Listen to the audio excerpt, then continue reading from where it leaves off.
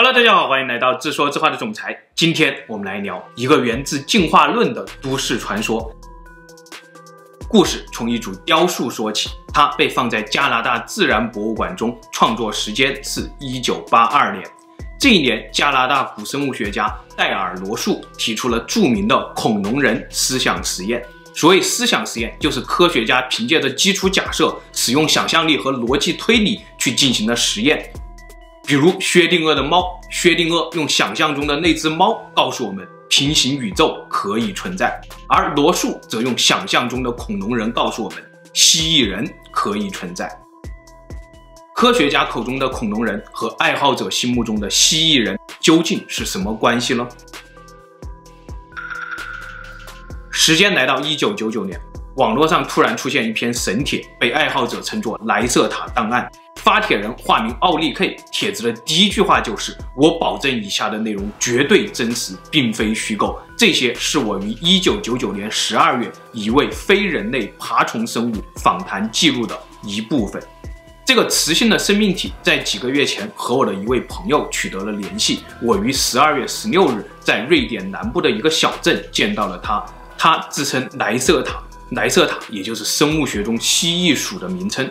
虽然他就在我眼前，但当时我还是一个怀疑论者。我和他谈了3个小时以后，我负责任地告诉大家，这份档案绝对不是那种说是事实，但实际上又是杜撰的那种 UFO 档案。我确信这份档案就是真相。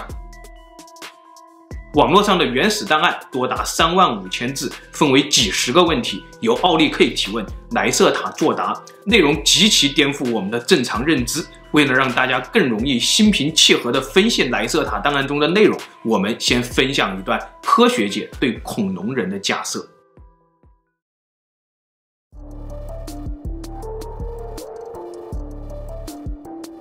时间回到6500万年前，科学家预计一颗含有大量铱元素的小行星撞击在了中美洲，然后全球生态突变，粉尘遮蔽了太阳光，酸雨持续了1年之久，火山地震不断发生，大量的动植物死亡。当时的地球霸主恐龙正是在这场灾难中灭绝的。但是在这场大灾难中，也有一些动物幸存了下来，比如人类的祖先躲到地下的小型哺乳动物，以及最终飞上天空的小型恐龙、鸟类。罗素的恐龙人思想实验也是从这个小行星撞击事件开始的。罗素假设有一种小型恐龙也像小型哺乳动物一样躲进了洞穴，躲入了地下，苟延残喘地活下来了呢？他们会不会在日后的进化当中发展出和人类一样的智慧呢？显然这个假设是有可能的，因为罗素的研究对象就符合这个假设。这种恐龙叫做商齿龙，它的化石主要分布在7500万年前到6500万年前的地层当中。通过研究不同时期的商齿龙化石，科学家们发现，在这1000万年的进化过程当中，它们的脑容量正在逐渐变大，它们正在变得越来越聪明。虽然截止6500万年前，它们的脑容量还是比现代人类小太多，但它们已经比其他的恐龙大6倍，比同时期的哺乳动物，也就是人类的祖先，大至少2倍以上。罗素进一步推理，如果商齿龙活到了今天，它们的脑容量至少在1000cc 以上，这和现代人类的1360cc 相差无几。除了大脑化石以外，商齿龙的手部化石也证明它一直在进化。截止6500万年前的化石，它已经进化出来了某种程度上的抓取能力。所以罗素的思想实验结论是，如果商齿龙进化至今，它们将具有3根手指、硕大的脑袋和直立行走的姿态，它们将成为恐龙人。于是1982年，罗素与艺术家罗瑟金合作，完成了我们故事最开始的那组雕塑。雕塑中，一个是截止6500万年前商齿龙化石的复原，一个是商齿龙进化至今的人形假想。罗素推测，这种恐龙人有肚脐、胎生，因为胎盘是发育出如此硕大脑袋的一个前提，但是它没有乳房，它采用和鸟类一样的反刍的方式去喂养幼崽，它也没有外露的生殖器，没有长长的尾巴，但是它有和人类类似的双眼视觉，它的体温也是恒定的，类似于鸟类的恒温机制。它的身高不好判断，可能是比人类略高的2米以上，或者是比人类略矮的 1.4 米左右。它的语言听起来就像鸟儿在唱歌。罗素的恐龙人理论自提出以来，得到了不少古生物学家的认可，但也受到了非常多的批评。批评者其实也并不是质疑恐龙进化出智慧，而是指责罗素的想象图太过于拟人。他们认为商齿龙即使进化出智慧，它的形态也更接近于霸王龙或者今天的大公鸡那种体态，身体前倾，身后有一个保持平衡的尾巴。关于罗素的理论听起来很荒诞，但是科学上这个理论却是合理的。我们可以再举4个生活中的例子来辅助理解。第一，现代的蜥蜴当中就有部分胎生的物种，而且分布非常广泛。恐龙人进化出脐带、胎盘，这也并不奇怪。第二，现代的鸟类已经被确认是恐龙的直系后裔，它们的体温就是恒定的。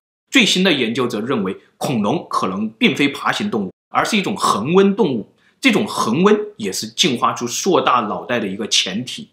第三，鸟类是有语言的，鸟类沟通的机制和犬吠、狼嚎、猩猩叫是截然不同的，更像人类的语言。第四，鸟类中的鹦鹉科、鸦科，这是绝顶聪明的，甚至可以说其智商、情商可以碾压海豚、家猪、家犬这类传统观念上认为非常聪明的动物。乌鸦被证实是会转开奶瓶盖的，会把坚果放在路中间，让过路的汽车帮它们碾开的，还会有意的点燃森林大火，帮助自己捕食。并且这种聪明的行为是当一只乌鸦掌握以后，它就会马上教会附近所有乌鸦的。而鹦鹉呢，可以说就是更加智商逆天了。2007年，一只非洲灰鹦鹉去世了，英国《卫报》为它发来讣告。Alex 比许多美国总统还聪明。Alex 与心理学家相伴30年，他学会了使用英语词汇分辨50种不同的物体、7种颜色、5种形状，认识150个英语单词。他还能数数，并且能理解0这种人类也才刚刚理解了2000年的高级概念。Alex, what matter? Whoa. That's right. How many? 2. That's right. You're a good Can I go boy. back? No, Can I go sweetie. back? No, you can't go back yet. You got. You want some water? All right. Hey, look. Can you tell me on the tray how many green block? Green block. 2. Good parrot. 2 green block. 2 good parrot. 他还会使用我想要、我想去等等等等短语。他能表达自己的情绪，甚至会撒谎，其智力、情感水平和6岁的儿童相当。好了，有了以上科学认知以后，我们再分享一些爱好者的猜想。爱好者认为，所谓的蜥蜴人正是一种进化出智慧的恐龙人，他们至今还生活在地球上。在小行星撞击后，他们选择了穴居的生存策略，所以导致他们至今都是生活在地下世界中的。这就像今天依旧保持着穴居的哺乳动物一样，比如鼹鼠、穿山甲，这都是地下王国中的建筑天才。恐龙人在地下世界中进化了至少6500万年，而人类的灵长目人属祖先走下树梢的南方古猿，至今也才350万年。这个时间足足差距了20倍，所以即使今天人类逆天进化，提速20倍，在6500年前人类建立起文明之时，当时的恐龙人可能已经从地下世界出发去殖民外星球了。地表则是他们的动物园和实验室，他们顺便拉了把手，教了人类一点点在这个星球上生存的必须文明技能，以免这个动物园刚开张就倒闭了。于是文明初开的人类看着漫天飞舞的恐龙人飞行器，默默地记载下泥板，流传下传说。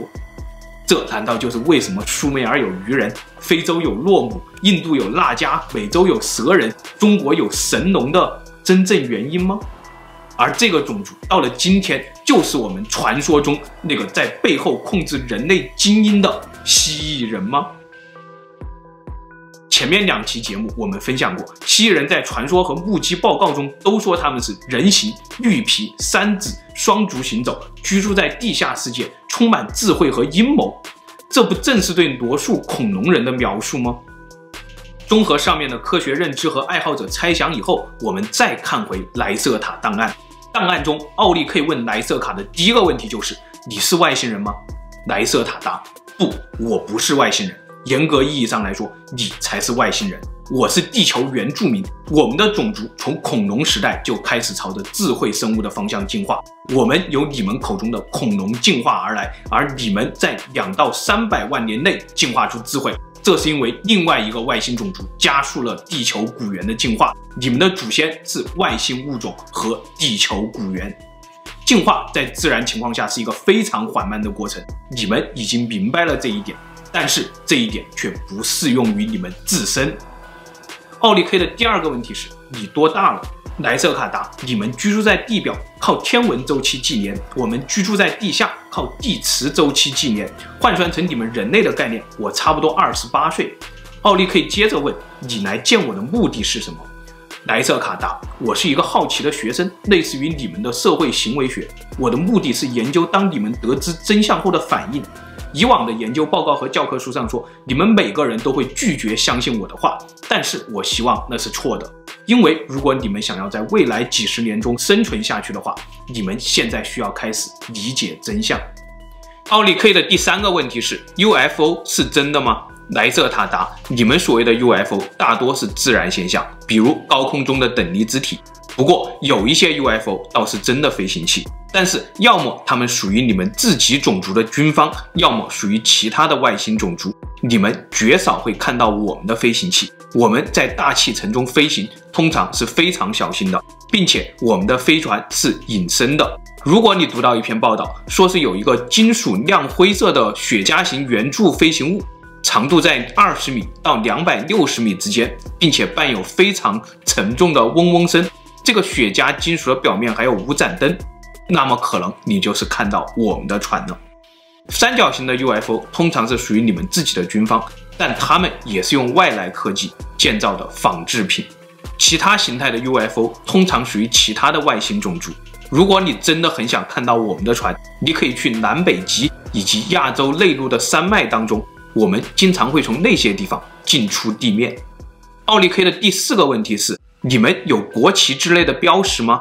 莱瑟塔答：我们主要有2个标识，一个是古老的标识，现在已经不常用了，是一个黑色的背景上有4只白色的翅膀，这里的颜色对应着我们的宗教教义。虽然我们已经不经常使用这个标识了，但是你们人类的古籍当中频繁地借用它。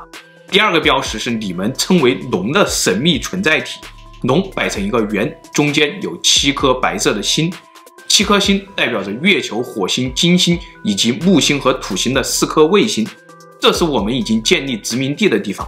如果你在我前面描述的那些飞行器上，或者在地下设施当中见到了这2个标识，那么表明这个地点和这个东西绝对是属于我们的，建议你们尽可能远离那些地方。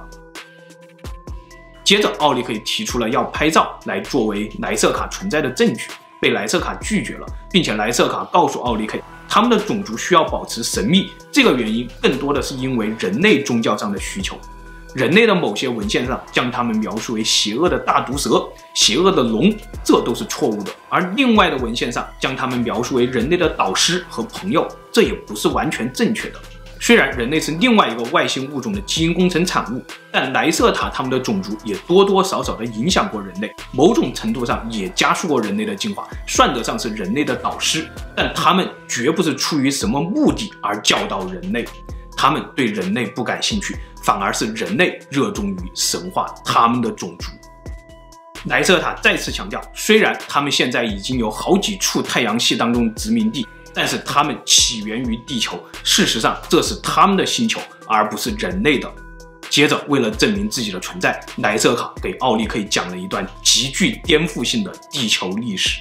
在莱瑟塔的故事当中，地球文明史被提前到了6500万年前的恐龙时代，人类起源更是成了一个不可思议的传说。那这个故事究竟是什么呢？我们下期接着分享。